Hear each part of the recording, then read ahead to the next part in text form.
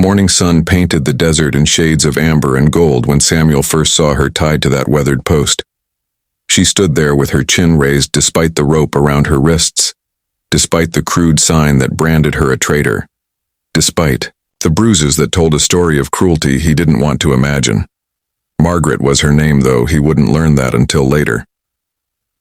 The townspeople had scattered when the dust cloud appeared on the horizon.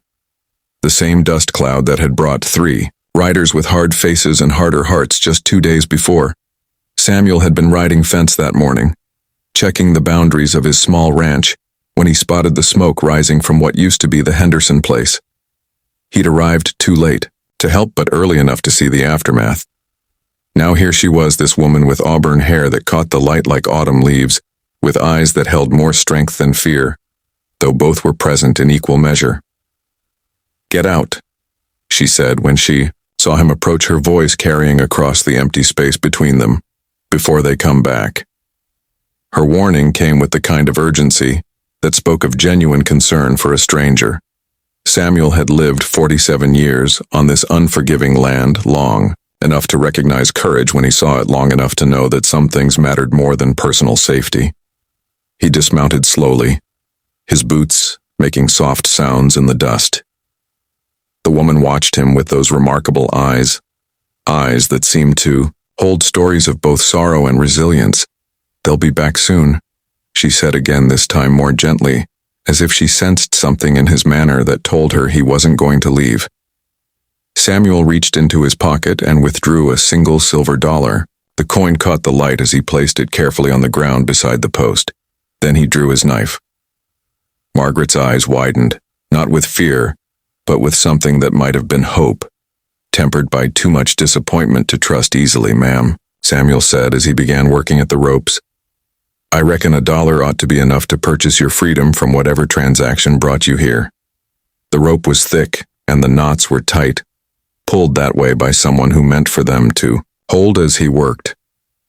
Samuel found himself thinking about his late wife Catherine, how she used to tell him that kindness was never wasted, even when it seemed to disappear without a trace. Catherine had been gone 3 years now, taken by the fever that swept through the territory that terrible winter. Since then, the ranch had felt too quiet, too empty, too much like a place where someone was always missing. "You don't understand," Margaret said as the first rope fell away. "They're not the kind of men who forget or forgive."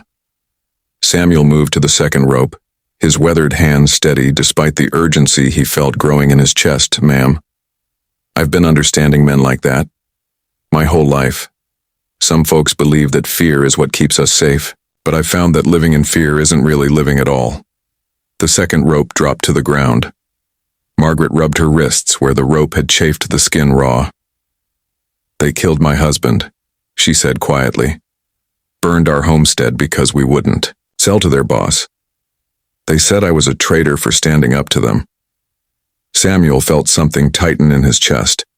Not just anger, though that was there too, but something deeper. A recognition of the kind of loss that changes everything about how the world looks. "I'm sorry for your loss," he said, and meant it in the way that only someone who has carried grief can mean it. Margaret looked at him, then really looked as if she was trying to understand what manner of man would risk himself for a stranger. "Why?" she asked. Samuel considered the question while he gathered the fallen ropes. The honest answer was complicated. It had to do with Catherine and the promise he'd made to her in those final days. The promise that he wouldn't let grief make him stop caring about other people. It had to do with the way his father had taught him that a man's worth wasn't measured in acres or cattle, but in the moments when he chose to do right, even when doing right was difficult. It had to do with the simple fact that some things were just obviously the right thing to do, because someone should, he said finally. "And I happened to be here." Margaret smiled. Then the first genuine smile he'd seen from her, it transformed her face entirely, revealing a warmth that the hard circumstances couldn't quite extinguish. "Samuel Morrison," he said, extending his hand. "Margaret O'Brien," she replied, taking it. Her handshake was firm, the grip of someone accustomed to hard work. "Mrs. O'Brien, would you do me the honor of accepting a ride to wherever you need to go?" Margaret looked toward the horizon where the dust was beginning to settle. I don't have anywhere to go, she admitted. Everything I had was in that homestead. Samuel nodded, understanding the particular weight of that kind of loss. Well then, he said, I reckon you might consider staying at my place for a while, just until you figure out what comes next. He saw her hesitate, saw the internal struggle between pride and necessity. I can work, she said quickly. I can cook and clean and help with whatever needs doing. I wouldn't be charity. Samuel smiled at that, recognizing the dignity in her response. Ma'am, I've been trying to manage that place on my own for 3 years now, I suspect. You'd be doing me the favor. They rode together toward his ranch, Margaret behind him on his sturdy mare, Rosie. The landscape rolled past them in gentle waves of prairie grass and scattered wildflowers. Samuel found himself noticing things he hadn't paid attention to in months, the way the light fell across the meadow where he'd once planned to build a bigger house. The sound of meadowlarks calling from fence posts. The simple pleasure of having someone to share the quiet companionship of the ride. It's beautiful here, Margaret said as they crested the hill that revealed the ranch spread out below them. The house was modest but well maintained, painted white with blue shutters that Catherine had insisted on. The barn was sturdy and the field showed the careful attention of someone who took pride in the work. My wife always said this land had good bones, Samuel replied, said it just needed people who appreciated what it had to offer. Margaret was quiet for a moment, absorbing the implication of past tense. How long since she passed? She asked gently. 3 years come October. I'm sorry. Thank you. They spoke no more until they reached the house. Samuel helped her down from the horse and showed her to the guest room, a space that had been Catherine's sewing room before it became simply another empty room in a house with too many of them. There are clothes in the wardrobe, he said. They belong to my wife. I think you're about the same size she would have wanted them to be useful. Margaret touched the fabric of a blue dress hanging in the wardrobe, her fingers gentle on the material. She had good taste. She had good everything. Over the following days, they settled into a routine that felt surprisingly natural.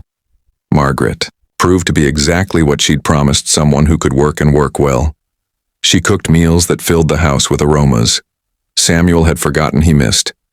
She tended the vegetable garden that had been neglected since Catherine's death, bringing it back to life with patient attention. She helped with the smaller livestock and proved to have a way with the milk cow that bordered on magical. Most importantly, she brought conversation back to the dinner table, stories of her life before the tragedy, stories of her childhood in Missouri, of learning to make bread from her grandmother, of the hopes she and her husband had carried. West Samuel found himself sharing memories too. Things he hadn't spoken aloud in years. The time Catherine had insisted on learning to rope cattle despite having no natural talent for it. The way she used to sing while doing chores, her voice carrying across the fields. The plans they'd made for the future, plans that had died with her. She sounds like she was a remarkable woman, Margaret said one evening as they sat on the porch watching the sunset. She was, Samuel agreed, but I think she would have liked you. Margaret smiled at that, and Samuel realized it was true. Catherine had always been drawn to people with strength, people who faced difficulty without losing their essential kindness. 3 weeks into Margaret's stay, they heard horses approaching. Samuel stepped onto the porch, rifle in hand, though he kept it pointed down. 3 men rode up, the same 3 men who had left their mark on the landscape in burned homesteads and broken lives. The leader was a man named Daniels who worked for the cattle baron, trying to buy up all the small ranches in the area. Morrison. Daniels called. We're looking for a woman, red-headed Irish woman who's been causing trouble. Don't know anyone matching that description? Samuel replied calmly. Daniel's eyes narrowed as he studied Samuel's face, looking for signs of deception. This woman is a thief and a traitor. She stole something valuable from our employer. What did she steal? That's not your concern. Samuel considered this for a moment.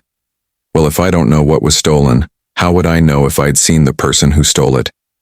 Daniels clearly didn't appreciate the logic. She's dangerous, Morrison. You'd be wise not to harbor criminals. I'll keep that in mind. After the men rode away, Margaret emerged from where she'd been hiding in the root cellar. "They'll be back," she said. "Maybe. I should go. I shouldn't have brought this trouble to your door." Samuel looked at her standing there ready to sacrifice her own safety to protect his, and felt something shift inside his chest. It wasn't love, not yet. But it was the recognition that love might be possible. "Again someday, Margaret," he said. "What did you steal?" She looked surprised by the directness of the question. "Nothing," she said. "They wanted me to sign papers saying my husband sold our land before he died.